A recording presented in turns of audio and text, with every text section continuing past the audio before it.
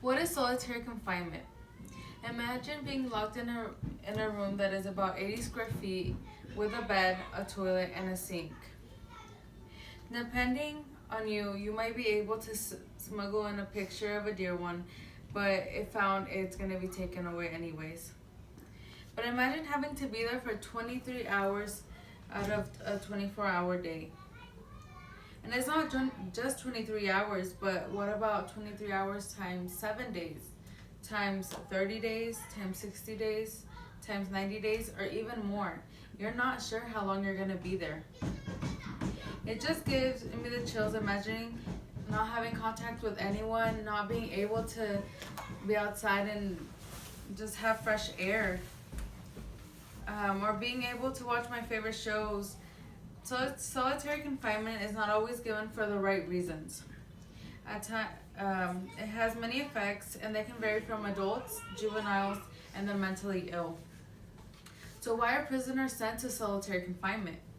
According to a survey by the Association of State Correctional Administrators and the Arthur Lehman Center for Public Interest Law at Yale, it found in the fall of 2017, 49,000 inmates were confined to solitary confinement. In 2014, there was at least 67,000, and in 2014, there was 80 to 100,000 people in solitary confinement. Prisoners can be sent to solitary confinement for many reasons. They could have done infractions, which is a violation. It could be a small infraction like talking back, having a pack of cigarettes, or more serious infractions like fighting or having drugs, or for no infraction at all. They do it to manage gangs or to protect certain prisoners. What are the effects of solitary confinement? According to the AFSC, there are some long-term effects. They have hallucinations, they have hypersensitivity, which means that they're sensitive to light or sound. They have insomnia and paranoia. They have suicidal thoughts, and they can get PTSD, which is post-traumatic stress syndrome, which you might have heard from military having PTSD. There are so many long-term effects, but these are some of the things that doctors have seen with the inmates. Psychiatrist Stuart Grayson interviewed many prisoners in solitary confinement. One of the inmates developed an obsession with his bladder feeling fully empty.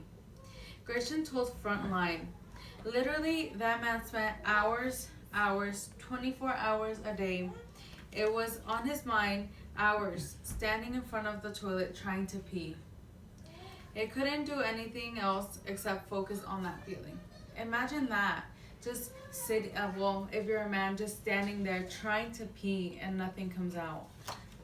Now, psychologist Craig Hanley also conducted a study in which he found that inmates lose the ability to initiate or control their own behavior or to organize their own lives. Hanley believes it is because they have no control in solitary. Haney told Frontline, "I've had prisoners tell me that the first time they're given an opportunity to interact with other people, they can't do it. And obviously, this is social atrophy. The anxiety which surrounds social interaction can be extremely disabling and problematic for people who are released from solitary confinement. Meaning that because the anxiety, they have trouble re-entering back to their community and even back into, whenever they get out of solitary confinement, they have trouble interacting with other inmates." So what is the difference about juvenile confinement?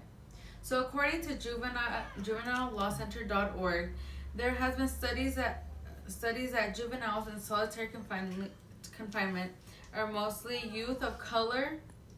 They have disabilities and are in the LGBTQ community. It is for their protection since facilities do not have accommodations for these youth. Solitary confinement interferes with child development. Their brains are not yet developed to take on the psychological damage of solitary confinement. It is also an ineffective therapeutical tool that is not necessary. It has shown no results, but has shown that it can make things worse. There is also a higher rate of suicide because they do not want to go back to the solitary. Juvenile solitary confinement is also seen as child abuse, because if a parent did this to their child, they would be sent to jail. So why are we allowing jails to do this to our children? There's actually have been states that have banned juvenile solitary confinement, but there are still some states that have no laws against it. One of those states being Kansas. What about the people with mental illness?